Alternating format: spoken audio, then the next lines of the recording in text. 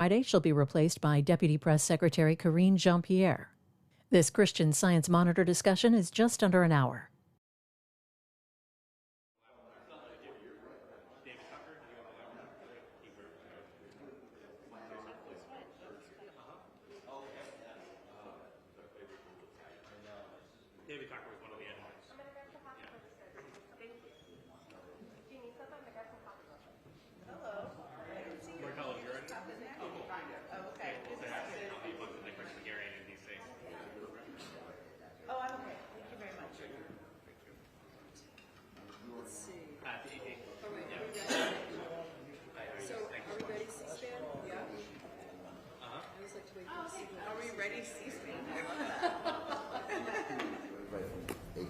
All right, so we're going to start.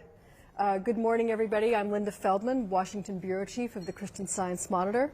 Our guest today is Jen Psaki, the 34th Press Secretary of the White House. This is her first visit to a Monitor breakfast, yes, am I right? True. Okay.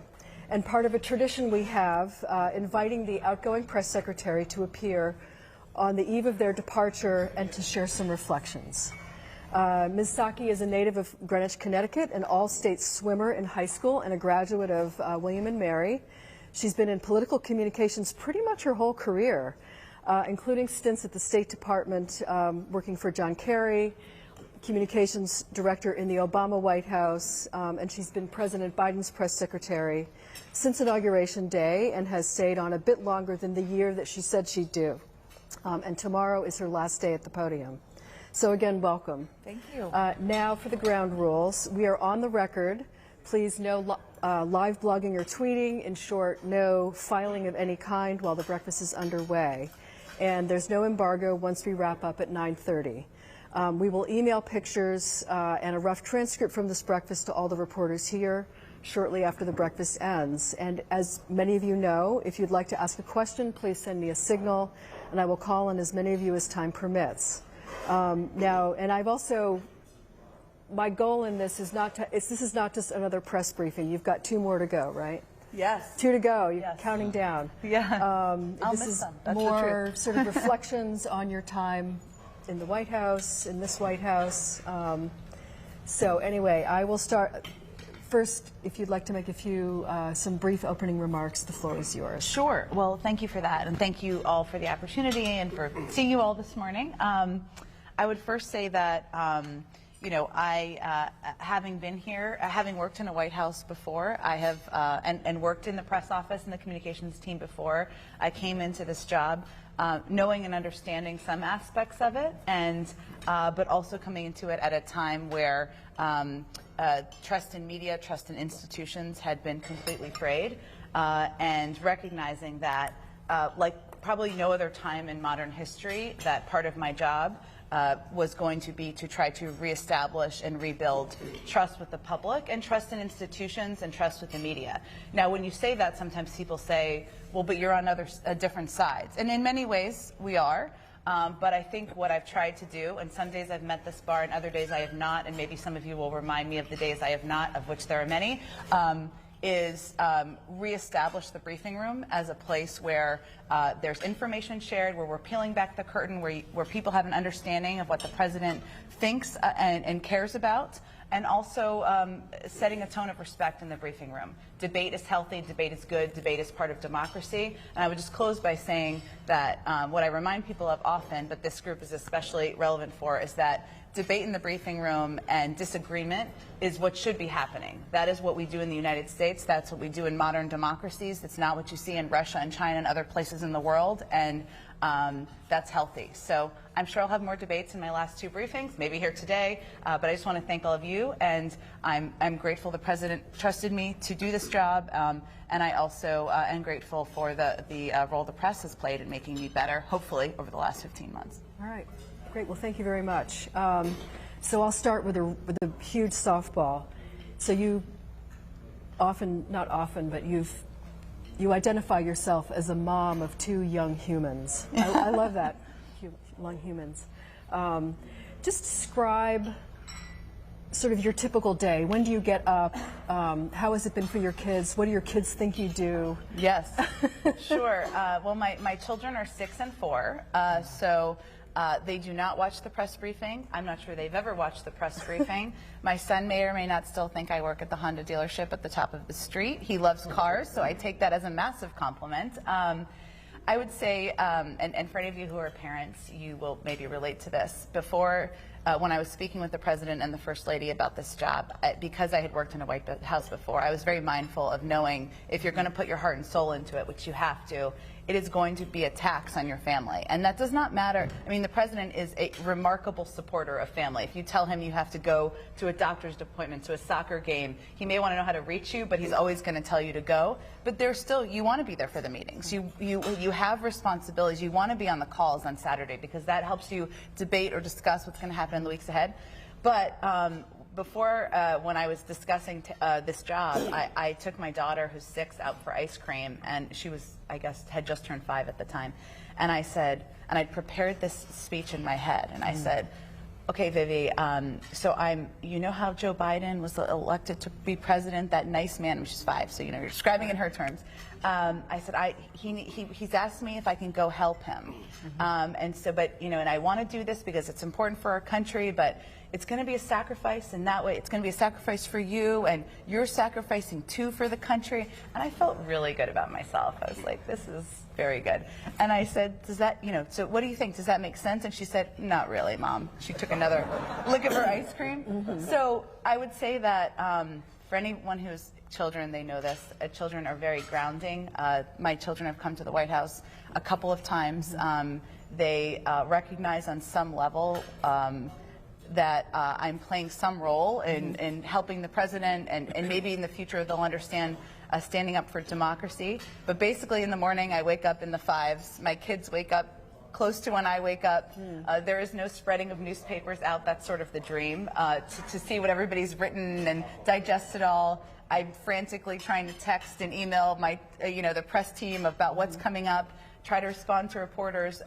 So there is a hectic, wild roller coaster of every morning and day, but I also think that being a mom and a parent brings a different perspective to this job, and that has been valuable to me as well. That was a long answer, That's but okay.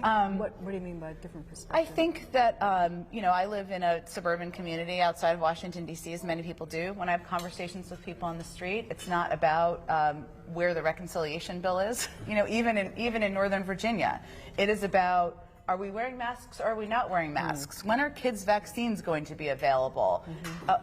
Is our health really at risk? Are they going to what's going to happen with the court? So, and often it's not political at all. Sometimes it's about what is happening at your school, or when the leaves are going to be picked up. That's a frequent conversation you have in the streets. And that perspective, being a mom, recognizing the challenges people go through as it relates to COVID, schools being closed, the challenge and the pressure on families, worries about mental health impacts, those are all things I live in my daily life. And those aren't things I lived in my daily life 10 years ago when I was, living in an apartment building and just coming back and forth to work. And just for the record, I would have asked you the same question if you were a guy. I know I would have, yes. So, just saying. As you should. And I'm sure your husband has been amazing in helping all this. He has been, and my husband has been on and off of Capitol Hill for 20 years, and he knows more about that than I will ever know in my life, probably. So, all right. So now I have to ask you something that's I've been wondering for over a year. So it's about the T.J. Ducklow incident. A former deputy White House press secretary. He had made abusive comments to a female Politico reporter, and I just want to know why wasn't he fired on the spot? Because President Biden on day one had said that if you're ever working with me and I hear you treat another colleague with disrespect, talk down to someone, I promise I will fire you on the spot. So the reporter in question wasn't a White House colleague, but in a way we are all colleagues. So why wasn't he fired on the spot? And let me just say first that I hope anyone on my team or my colleagues would say that what I've done in this job is try to create an environment of respect for media, even for people who disagree with you, and even for people who report things about you that are mean. you know, it is very hard to look, and I know why you're asking me this question, in the rearview mirror and speak to that. What I can say, reflecting back on that, is that obviously what he said and what he conveyed is completely unacceptable and did not meet the bar of what the standard the president said and the standard I set. What I will also say, though, is that we have to think very carefully about he is somebody who was in his young 30s, a survivor of cancer, had been on the campaign for 2 years, does not make what he said and did unacceptable, but I also believe that but I also believe that what we need to do as people, as leaders, as bosses, as mentors, is to show people how to handle things correctly and with compassion and with empathy, and help people find the right way back. And that is also important as we're thinking about people who make mistakes, who act in a way that doesn't meet the bar that should be a standard in any workplace. Okay. Jonathan Salant from New Jersey Advanced Media. Oh, thank you. Just so you know that when I'm at press briefing, I do have my son tune in to see if I get to ask a question. Oh. Okay, well, we're on C-SPAN, so that's good to remember. Your dad is asking a question. I hope it's not about a very specific FEC report or something else. No, actually, you know, Charlie Cook, who I know is here, says there's one competitive race in New Jersey, and a couple of others could be competitive. But the question I had for you, generically, is because of the reason these races could be competitive is because of President Biden standing in the polls. What advice do you have for those House Democrats who might be scared and worried about November because of the president's popularity ratings? Yes. I think I know how to walk the walk on the Hatch Act here, but I'm going to do my best. First of all, I love politics, and it has been something I have been involved in and engaged with for decades. So it is hard for me to follow the rules, but the rules are set. What I will say, to quote something President Biden has said many times and others have said, and this is, I guess, broad advice for anyone looking to the next few months running, don't compare me to the almighty, compare me to the alternative. And every election is a choice. You are looking at what the different sides are presenting. There are always crises in our country, always challenging issues. Right now, it's COVID, it's inflation, it is how are those issues going to be addressed? I think it is protecting women's basic rights and their health care. When elections are moments in time, they're moments in time. We are many months ahead of that moment in time. Yes, we can see trends. Yes, we can make predictions. I told Charlie Cook I have some questions for him after this, but it's also important to remember, and for anyone out there who's going to be out there talking about why they should, you know, continue to represent people in their district, to be proud of what you've accomplished, be proud of what your vision for your district, for the country represents, and the alternative and contrast that is to the other person you're running against. That's why I have some hope. All right. George Condon from National Journal. You said something interesting the other day about the job, that you had been told, don't try to win the argument in the room. Yeah. Can you elaborate on that a little bit? And Sure. Is that a temptation, and how do you think you did? So that is advice I actually was given by a number of my predecessors, Democratic and Republican, frankly, about how you can be in the room, and people who have not been in the press room, and I know all of you have. So almost always people walk in there and say, it's so small in here, it's so small, and you can forget in there, and there's a lot to say about this, that you're not just having a conversation with reporters you work with every day, or just a disagreement, or sometimes a laugh with reporters you work with every day. You're having a conversation, you're trying to project information to the American public. And so the advice that was given to me by a number of my predecessors was, it may feel good. I mean, if you're in this job, you should, but I think in order to be successful, you need to have respect for the role of the media and what they do. You also should have an intellectual curiosity about policy and issues and politics and where things are going. But you also like to win debates, right? Otherwise, you know, you wouldn't want to do this every day. And it's important to remember that that's not a good look. That's not what the public is looking for, people yelling at each other. The public is looking for accurate information, a projection of information, facts, details, a better understanding of what government is doing. There's a huge role the media plays in that, but there's also a huge role that the White House spokesperson plays in that. So I think it's just an important reminder of who you're trying to speak to every day. Was that something you forgot sometimes, or? Sure. I'm an Irish lass, as I've said before. Sometimes you get a little fiery, and fiery is okay. I don't mean that, but I think the balance in there, especially following the last president, is ensuring that you're treating people with respect on your best days, and hopefully I did that every day. But also, you are not allowing it to be a forum for propaganda. And you are calling out information that is misleading, that is lacking context, or that is simply inaccurate. Because people are looking for accurate information, and sometimes they don't know what to look for. And, it's a small sliver of the efforts of government, but, I think it's an important one. Are there any moments that you wish you could have a do-over? Yeah, absolutely. So name one. I think, and this kind of goes to, and this is probably why you asked this question, what George was asking is that, what people don't see who aren't in the room every day is that it can be repetitive. And that is not meant to be a criticism. That is the job of White House reporters, to push and push and push and ask and ask and ask. Sometimes there are two stories that are driving everyone's interest. And, I do remember looking back, whenever that day was, December, January, I don't remember.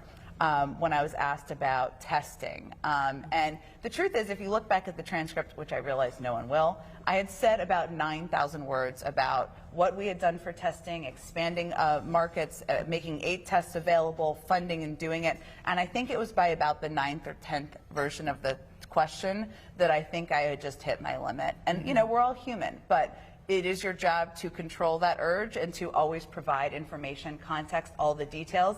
Even if people in the room sometimes look like their eyes may roll back in their head because they're kind of bored of the same question. And that was a good lesson for me and a good reminder. Now, I will say, just to go back to the context, I was asked, why wouldn't we send tests to every American? We have still not done that. And if we had done that, I would still say it would have been a waste of taxpayer money, and people wouldn't have used them and wouldn't have thrown them out. But I did not provide the context, and the tone was not right in that moment. And I wish I could go back and do that. Okay. John Gizzi from Newsmax. Hi, John. Hi, Jen. Good morning and good luck in your new endeavors. Linda, thanks for having this.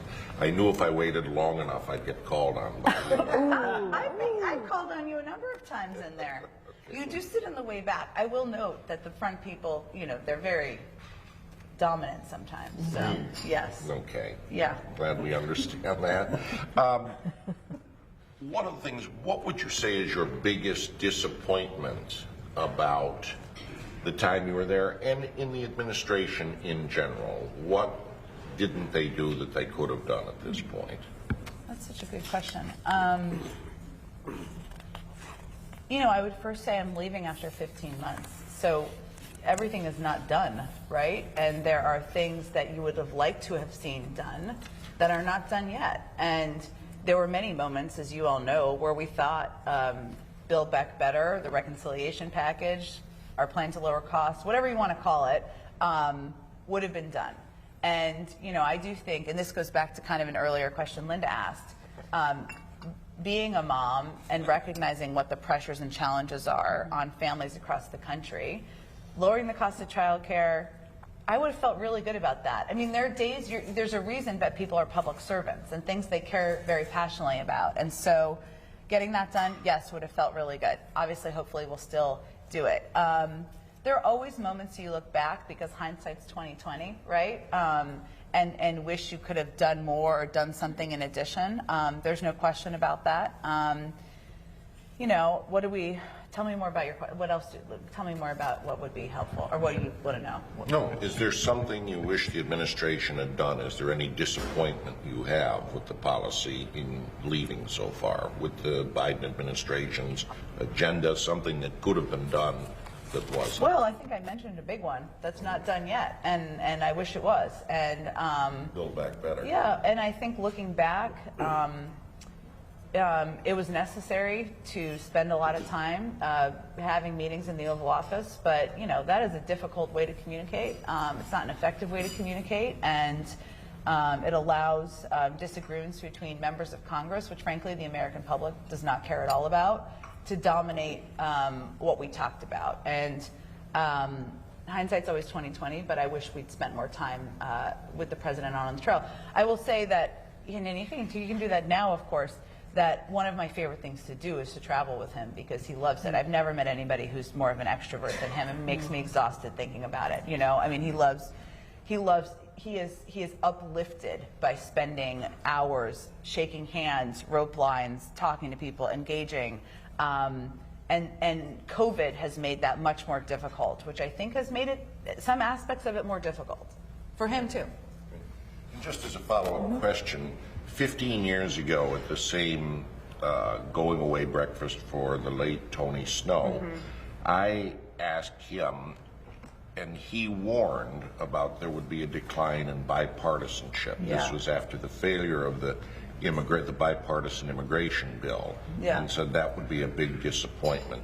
Is there any chance bipartisanship can be revived in Congress and with the White House? I think we always have to believe there is. And the president believes there is, and maybe that's a little optimistic, but it depends on how you define it, right? There were still 80 bipartisan bills passed last year. Hopefully the Bipartisan Innovation Act, which is very important to getting chips money and manufacturing here in the United States, will be passed. There is still bipartisan work happening every day. A lot of it's behind the scenes. And I don't know if he was warning, and maybe you would remember it, about the vitriol, because a lot of it is that, and that's what people see. I don't think bipartisanship is dead in the country. If you talk to people, they don't like the grumbling and arguing, whether it is between members of Congress or on cable news or whatever it may be. And maybe that's a lesson. And I would also say that there are a lot of issues that seem stuck in Washington, like it's bipartisanship being ineffective, when if you're listening to the public, it's very clear where the public is. The public would love to have background checks. The public would love to codify Roe v. Wade. They may not say it that way, but they don't want Roe v. Wade to be overturned.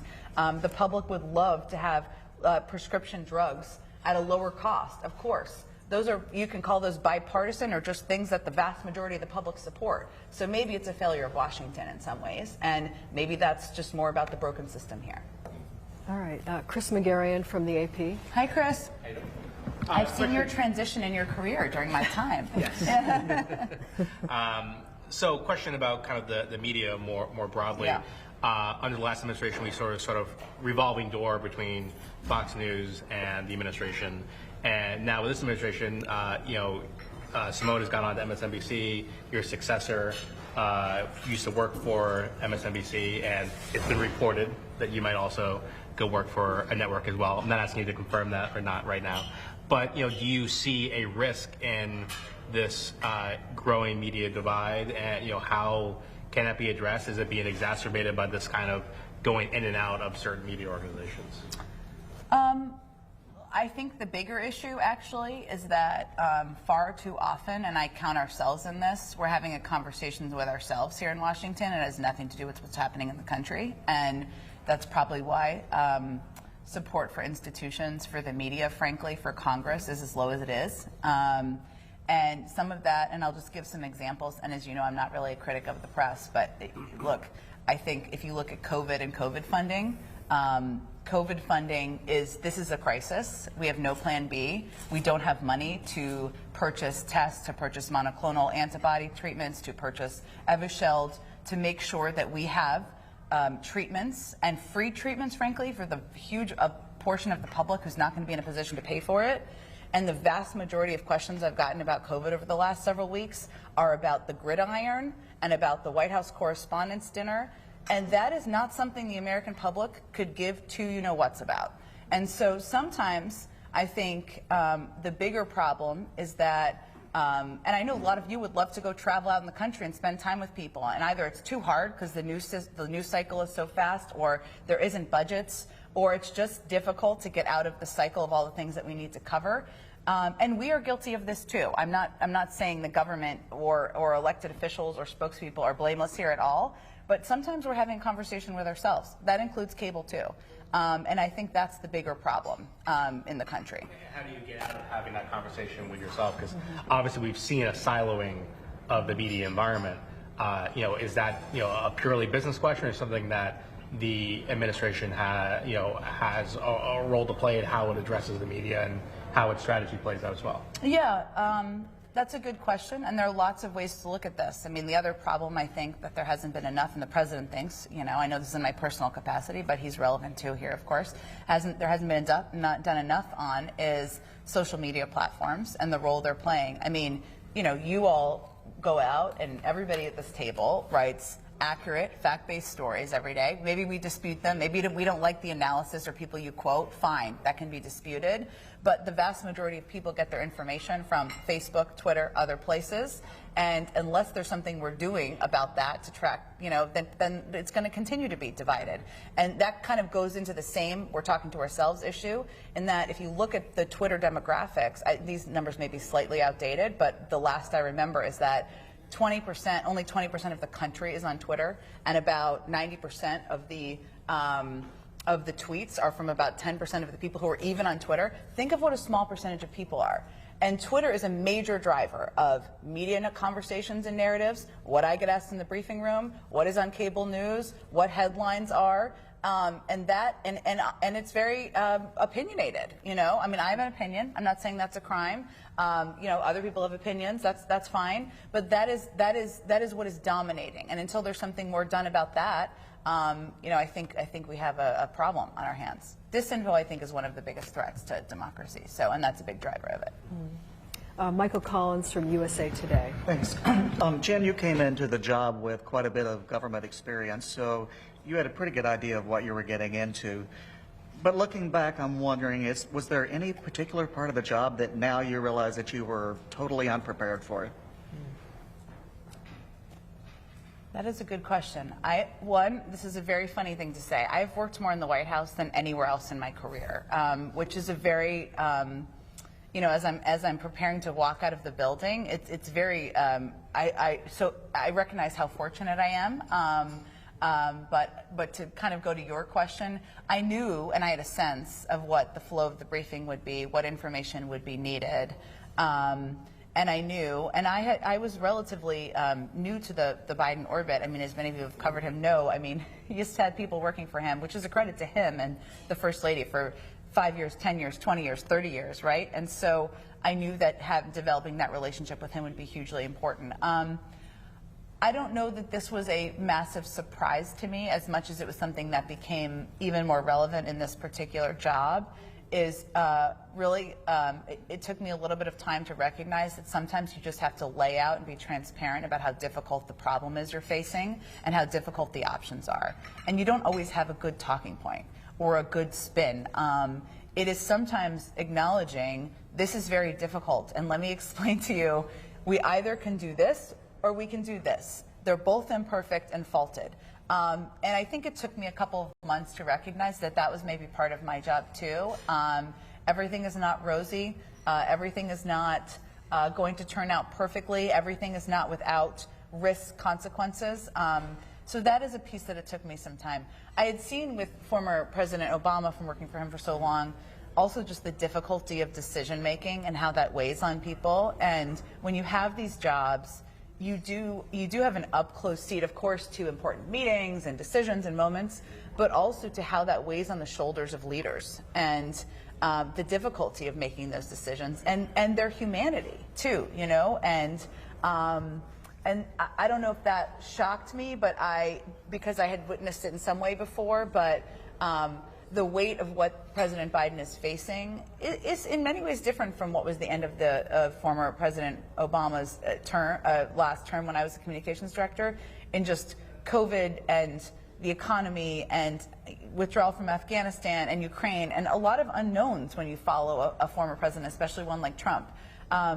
So just seeing the fact up close of how difficult and how there's not one good silver bullet answer. It's sobering in a lot of ways, right? Because sometimes you think maybe there's another room where the meeting is happening, and then you're like, no, I'm in the meeting, and the meeting's happening in this room, and here's where we're making a decision. And that's been probably one of the most valuable parts, but different maybe than I would have kind of laid it out in my mind. All right, Emily Gooden from the Daily Mail. Hi, Emily. I love your shirt, by the way. I have two questions, a serious one and a fun one. Okay. The serious one is a little bit up to follow up of what Michael was asking, and I'm just curious how you see, how has governing changed since you worked in the Obama administration and in the Biden administration? Just governing. Sure. I mean, a lot of this is through the prism of my own experience and my own jobs. You know, the job of any president is to speak to the American public, right? That's part of their job. They have lots of other jobs too, be commander-in-chief, et cetera, important ones. But when I came into the Obama administration, we started this department that we called the New Media Department, just to kind of give you a sense of how we thought about things at the time.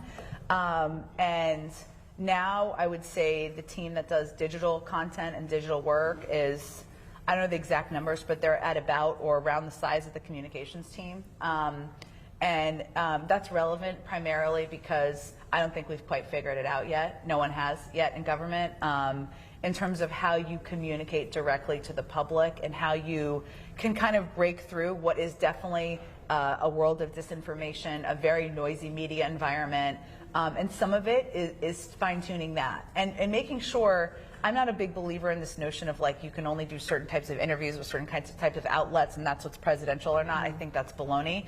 But I also think, you know, tactics like using different forums is not a message, and you kind of have to carefully balance what it looks like. You know, I'm not going to. If we shot the president out of a cannon, it would make news. But like, what kind of news is that making, and what's the point of that? And so, I would just say governing has changed in a lot of ways because. I mean, that's a big driver of it. I mean, how the public is consuming information, right? And how you need to think about how you get to them. And, you know, not just, and I don't wish this to be fact, but readership has diminished, right, over the last 10 years. Viewership has diminished on a lot of the forums and formats that you have traditionally used as president to communicate with. There's no budget for paid media in government. It's like, here's a pencil, go tell the world what's happening. That's basically it. And so the challenge of the delivery mechanisms and how you reach the public and how you make sure people know you're fighting for them and what you're doing for them has massively changed. And I wouldn't say that it's fully figured out yet. And as a fun follow-up, I'm curious, how does the staff blow off steam? Do you guys have like Wordle competitions? Do you share cat videos? God, we're not that nerdy. You know what? A challenge. I'll make this fun, I promise. But I will acknowledge a challenge. And I look at this like remarkable team I work with, is that they have been in this environment where they haven't been able to, they've worked their tails off 20 hours a day. You guys know, you email them and text them and call them at 10 p.m., at 6 a.m., at every hour of the day. They have done that in an environment where we're wearing masks. We're not in meetings in person a lot of times. There aren't kind of random fun athletes or celebrities just like wandering through the building that brings you some random joy in your day. So that has been different. And also we have been mindful about, we're imperfect. I mean, almost everybody on my team has had COVID, so there's that me twice. So I guess I'm a good role model in some way. But we've also been mindful and careful about trying to be models, right? And not be kind of out at restaurants or bars or places doing the normal things you would do with your team to celebrate. On the team, I would say, I'm looking at Amanda Finney, who you guys probably know, and I would not survive this job without, and she's amazing. Like, what do people do for fun? I'm like, oh God, do we have fun? We do. We have fun with each other. Yeah, you do have a Wordle competition going, don't you? I'm not a part of the Wordle competition. We know she would be too good. I don't know about that. I'm not even entirely sure I know how to play Wordle. I need to learn. This will be on my list. I would say what we try to do, and this may not sound that fun, but it is we try to create a community and a family on the press team where you can laugh and joke and work your tail off, but also have a good time and support each other. And I have committed that will try to find people love on the team, and a lot of people have gotten married, and I try to follow all of the bar of not, but I do encourage people to have kids because they're wonderful. So I don't know if that's fun, but hopefully we've created an environment that's joyful and a family, and even through all these difficult times. All right. Patsy Whitakaswara. Yeah? Yes. Hi, Patsy. Hi, From how are you VOA. doing? So I want to pick up on a thread that I think you mentioned to John as well as Chris in terms of access from the press, as well as the kinds of questions that get asked and the information that gets put out from the White House. Yeah. I think all of us here understand that there's a huge discrepancy of access between the first two rows and the rest of us in the briefing room, right? And so this also goes into the question of what you can answer, the kinds of questions that you can answer that might be more diverse if you take them from people further back in, in the briefing room.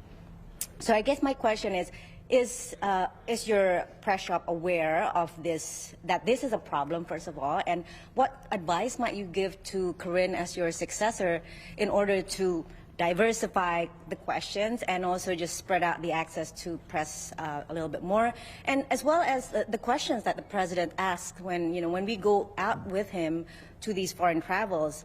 Our organization also put in the resources for travel and for pooling, but the president keeps on asking the same people. So is this something that you are aware of and will be addressing? Well, first, I think we call on VOA quite a bit, and we do. So as somebody who sits in the back of the row and you're asking this question, I think that's an important contextual fact here. But I would say I would encourage Corinne and any of my successors. I mean, there's a long row of people who will have this job and be the 35th and 36th and so on and so on, to continue to think of ways to diversify the people you're getting questions from in the room, to figure out ways to jump around in the room. And I actually don't think I've done that as well as I could have. And some days better than others, I would say. But I do think that's an important thing for anyone in this job to be mindful of. I will say there are some aspects, and I was thinking the other day about, when I was in the former Obama administration and we were planning for Hillary Clinton to come in, I was thinking about how the advice I would have given to them, or Josh and I would have given to them, about how to modernize and diversify how you're handling the briefing, right? Or handling some of your engagement. And the things about it that are so important that I think all of you recognize, but a lot of people don't, is that it's actually a driver to get answers in the building. Because if you say, I'm going to be asked this question, sometimes it can kind of help conclude a policy process or help get information out to the public. And that is a mutually beneficial thing, I would say.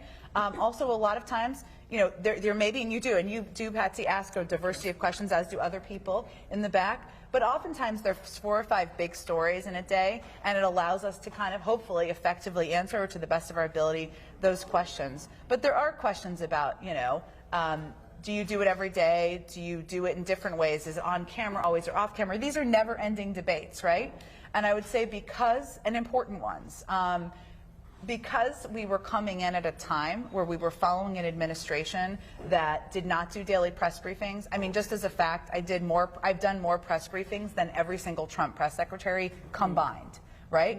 It should be that this is a forum for people to ask difficult questions Monday through Friday in some forum. Now, you all, and I'm sure you all have views on this, should it always be on camera or not? Should it be sometimes an earlier thing in the morning? The gaggle is hard because there's too many outlets now, I mean, these are all good questions that are asked, but we felt it was vitally important to do this Monday through Friday, every day. We did one on the very first day the president was inaugurated, to send the message that we valued the role of the press, we valued the role of debate, of democracy, and of sending that message to the world. But you're absolutely right. And when you're standing up at that podium, I will tell you, sometimes, and I will say no one should do this job if they don't enjoy the back and forth with the press, because it would be a very terrible existence. And I do enjoy it, and I learn something every day.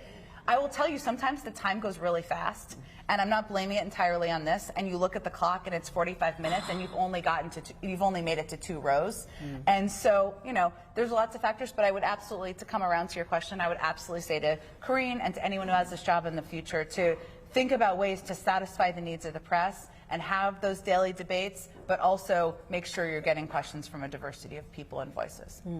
Are you, You know, when you used to like put people through Skype, you stopped doing. The Friday Friends. Yeah. You know, we love doing that, and when we could have everybody in the briefing room again, you know, we wanted to make sure we were using the time to take as many questions from people in the briefing room. But that is the kind of thing I will say, and you can all check me on this. I think Sean Spicer did that at some point in time, and others have thought about it, and that's the kind of thing I would have given advice to, because regional reporters, people who can't come every day, people who don't have necessarily someone at a seat, they have important voices too, and you have to think about ways to kind of modernize how you're engaging. are you going to miss Peter Ducey? I will tell Really? you, and people know this who are in the White House every day. I think we have a very good professional relationship, and I understand that he's coming there to ask questions every day that are important to report, and the outlet he works for, and I respect that, and we have healthy debates and discussions. Doesn't mean I agree with his line of questioning on most days, but I think I've called on him every day he's been there, or a Fox person, Jackie, who's been there a lot as well, and I think sending the message to the country that we're not focused here on a fight with Fox. We're focused here on the work of the American people was very important to the President, the First Lady, and me in this job in this moment in history. All right, Krista Case Bryant from The Monitor to my left. Thanks so much for being here. To your points earlier about the fraying of the relationship between media and, or just maybe the undermining of trust in media, and then also kind of the coarsening of political debate in our country, and how we're in different silos more and more. I'm just wondering, you know, part of the concern that I see working on Capitol Hill is that as that debate coarsens, it's like only the people who can be callous enough to fight back that get, you know, the most airtime, or can like stay in the fight and don't get exhausted by it. So as someone who's been in the hot seat for the past year, how have you sort of learned to weigh criticism in such a way that you're not just becoming callous to people who think differently, you're able to listen to what they're saying, consider that rightly, see if maybe there's something that you can help like fill in your blind spots or understand an issue better, but not also just become like so demoralized by all the bullets that are fired in your direction, you know? And do you have advice for others in those very prominent public positions to not become so callous that you're not able to further the debate in a constructive way? It's a really thoughtful question. I would say, on a personal note, early on, you don't know how to consume, in a job like this, you don't know how to consume how you're doing, if you're breaking through, if you're effectively doing your job, because it's very easy to be in a bubble in the White House, you know? But I realized very quickly that, well, I should not care what people said about me in a nice way on Twitter. I should also not care what people said about me in a nasty way on Twitter. None of these people know me. And also, my job is not to satisfy anyone aside from providing accurate information to the public, and doing that with respect and civility on my best days. Again, I'm still an Irish lass, I'm not perfect. And also making sure the room is not a forum for propaganda. I will say the thing that has been hardest personally is I've had threats, I have had nasty letters, text to me with my personal address, the names of my children. It crosses lines, you know, and that's when it becomes a little scary. And that has been the most personally difficult aspect of this job. I recognize I'm in many ways a public figure. People can like me, dislike me. That's okay, you know. And I believe I'm very much in freedom of speech. My kids are 6 and 4, and I worry about their safety, and that is a real concern to me, and has been. And that can be of concern to public officials. That isn't exactly what you asked me, but it's just what I thought about. What I will say is that on kind of how we, the best days, and I think maybe reporters may feel like this in a different way, are when I understand an issue and you have a eureka moment that is not being articulated well, and I know I can go explain it.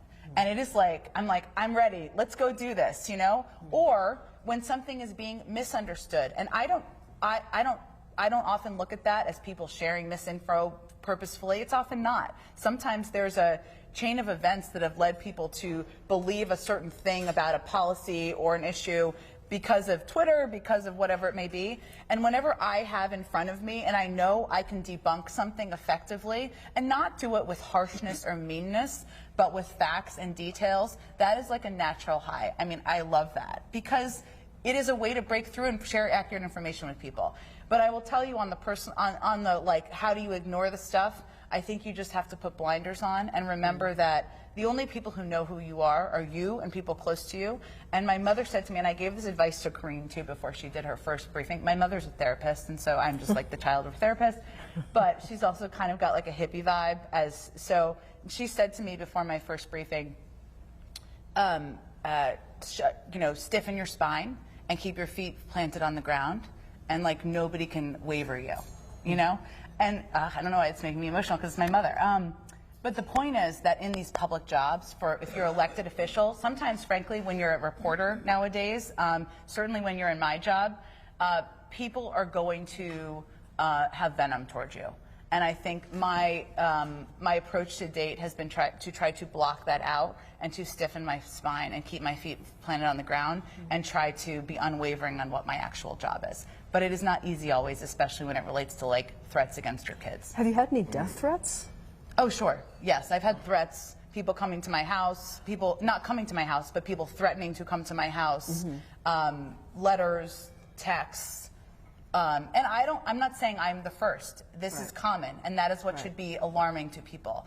But it is a real part of this, and it is a sign of the venom that we see out there in society. I mean, stuff that was actionable, so Secret Service would have to look into it, or? There have been cases where I've had to share information with them, and I certainly have shared information with them. But what I will also say, because I think this is very important, an important part of our discourse, it is part of my job, as I did yesterday and will do again today, to go out there and be critical of Senator Scott's tax plan, right? Raise taxes on 75 million Americans. Do I have personal venom against Senator Scott? I do not, right? And I have had, before this job, between jobs, I was a CNN commentator. I sat next to Rick Santorum, who I vehemently disagree with about basically everything. But you know what? I didn't treat him with disrespect in person. He did not treat me with disrespect in person. There are people like David Urban and Tony Saya, who worked in the Trump administration. Again, vehemently disagree. Would they be outside of my house threatening my children? They would not be. And I would not be theirs either. And I think this is just an important conversation to have, because officials and elected people and people in public life should not feel that way. But you haven't had people outside of your house, literally? Not yet. Okay, all right. There is a circulation of my address among the Arlington Republican Party right now, so there you go. Tom DeFrank from National Journal. We all know at this time sometimes perception is more important than reality, fair or not. And fair or not, the perception at the moment seems to be that the president is stuck. His numbers are stuck. You can make a strong case, and I know you've made the case that he's done a very good job with Ukraine, with keeping the alliance together. Reminds me of Bush 41, actually. But the needle hasn't moved. So why is that, and how over the next 6 months do you see a way for that narrative to change in a positive way? Yeah, it's such a good question, and the polar coaster, as I like to call it, is a challenge for every president and in every White House. And you've covered, how many presidents have you covered? 11. Wow. And there are moments where nearly every president, you can check me on this, has been in the low 40s or even lower than that. And obviously the objective and hope is to come up from there. There's a sober recognition in the White House and that we're still in a fight against COVID, that costs are too high for people in the country, and that we need to continue to spend more time talking about that. And this is a good example, I'm going to get to the point here, but is that, the president's obviously spending a lot of time on Russia and Ukraine. It's vitally important to protecting democracy globally, standing up against autocracy, to our values. Obviously, this goes to what he's been preparing, the conflict he's been preparing to lead on for probably his entire career. The public cares deeply about costs, cares deeply about COVID, and things that are impacting their daily lives. I have been, as a person who is invested in and cares deeply about democracy around the world and our national security policy. I have been pleasantly surprised by how engaged and compassionate and empathetic the public has been about Ukraine. But it is not their #1 issue. And we need to keep doing what we're doing, but in terms of how we use his time, and you've seen this, I think, over the last couple of weeks, the president going out and talking yesterday about inflation and what we're going to do, drawing the contrast. And again, this goes back to a little bit of Jonathan's question, is that, you know, he is the president, we do control the Senate and the House, and it is easier to be the opposing party in some ways. But what we need to do and what Democrats need to do is make clear of what the alternatives are, right? We all recognize and acknowledge inflation is a problem, costs are a problem. Here's our plan in presenting it. What do you have? You have nothing? Well, then we need to call that out and make that clear. And I think the contrast is something the president has obviously had a good time doing. People have asked, where did he come up with Ultra MAGA? Where did he come up with, what did he call President Trump? Big MAGA? I don't know, the king of MAGA? This is all. He is having a good time being out, drawing the contrast, and I think you will see much more of that, and that I think will be helpful in sharpening for the public what the choices are. All right, Nancy Cook from Bloomberg, to your left. One, I'm curious about just the student debt debate. Sure. You know, the president promised on the campaign trail that that would be something he would take care of. You know, we're 18 months into the administration. I know you guys are still thinking about it. Why has it taken so long to make a decision just to pull the lever on something that you all talked about on the campaign? What has been the deliberation? Well, just to be clear, on the campaign trail, he promised he would sign a bill that provided $10,000 in relief, student debt relief, if it came to his desk. There has not been a bill that has come to his desk. So there's nothing that, I mean, he would be happy to sign that bill into law. He also has continued to implement pauses on student debt repayments, student loan repayments, meaning no one has paid a dime in federal student loans since he took office. I don't know that there's a time in history where that has ever happened. The consideration of what you can do with executive authority and action, it always takes a long time. And there are significant policy questions here, good policy questions, right? You've asked many of them, Nancy. Others have asked policy questions that have to be a part of that process, too. So you heard him say a couple of weeks ago that this is something he's looking closely at, that he, of course, as he has in the past, looks at things in terms of how they can be targeted to the people who need help the most. And I'm certain that is how he will continue to look at this. But there are good questions. What if you're in college now? Do you get student debt relief? What if you paid off your student loans? How are you helped? Is it just certain colleges? What about grads? I mean, there are a lot of good questions that people have asked, and those have to work through the process, and they have to work through the legal process as well. Okay.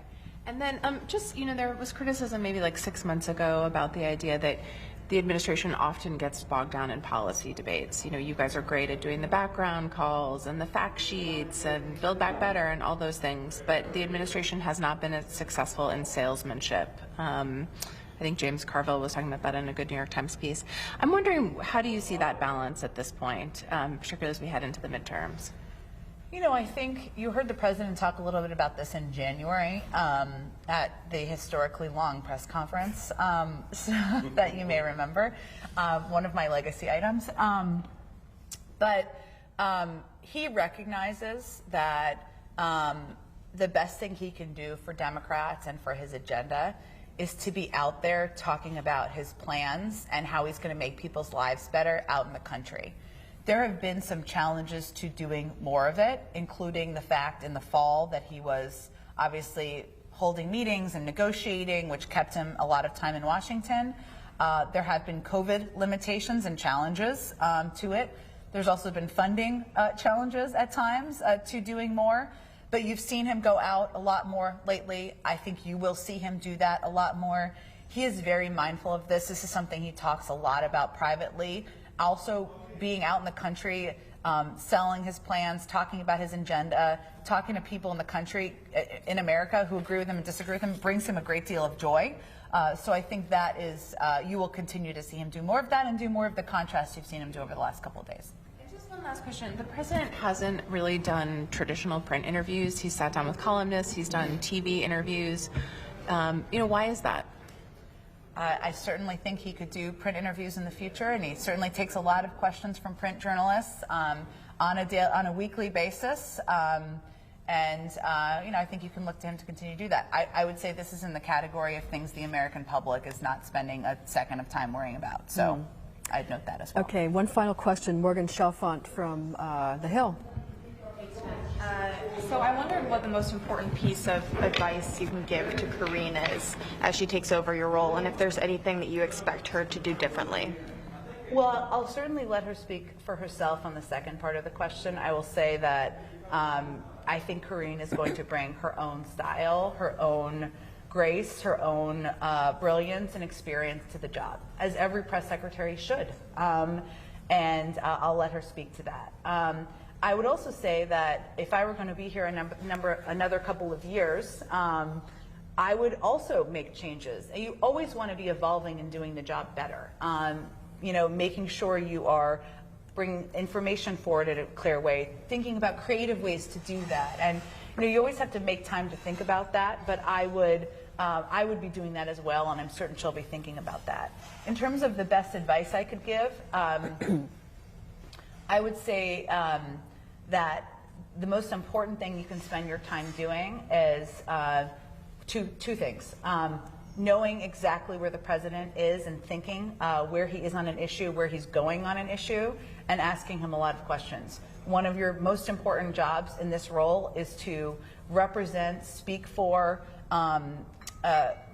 his views and his thinking and his policies. You're a spokesperson for him, and he is incredibly accessible. I have found that. I see him often multiple times a day. I have found that I can ask him any question I want to ask him, and that, I think, is the service you are providing to the media and the press, and frankly, the public. The second piece I would say is it is not about, and this is just broad advice to everybody, right, who's doing this job in the future. This is not about reading talking points from a book. I have the book because, as I just acknowledged, my greatest joy is being able to debunk things, and sometimes you need to be able to quote things and specifics, and I want to provide specifics. It is about understanding policies to a level of depth that you can explain them to your mother-in-law, to your friend on the street, and answer the 9th question reporters may have about them. So the other piece of advice I would give is attend as many policy meetings as you can, and be your own reporter in the building about what's happening and where things are going and why an issue is the way an issue is. It doesn't mean you have to share everything with the public, or that you can. Sometimes you can't, it's classified or whatever, but I'm always a believer that you want to know absolutely everything, and I know every press secretary does not feel this way. You want to know everything so that you can figure out how to explain it publicly. All right, so we've reached the end of your hour. I really appreciate it. I wanted to share something with you. I was in Moscow in 2016 and walking down the Arbat, and there was a poster there with Sergei Lavrov on the left and Jen Psaki on the right. At the time, you were probably one of the most famous Americans in Russia, so I just wanted to make sure you had seen this. I have seen that. It says in Russian, "Feel the difference, почувствуй разницу." Wow. And so there's Putin on the left in a judo costume, and there's Obama. It's not a very flattering picture. It's like a distorted of my face. It's terrible. Well, that's of course on purpose. But anyway, so yeah, you're Moscow famous. I am. Which also, I think you already I'm also know. sanctioned, and I have long been on the Kremlin's. You're on their list. So a badge of honor. All I right. would say. Well, thank you again. It's and a pleasure. Good Thank luck. you all. It's been a All right. pleasure. Thank you. Thank you. Are you coming to the briefing today? Now I feel like I'm going to have to prove I know where Patsy is. Yes, definitely. Although I don't know where Patsy when I take her questions nearly every day, but she's speaking for everybody. Yeah. Are you really? Sure. You grew up there? Yeah.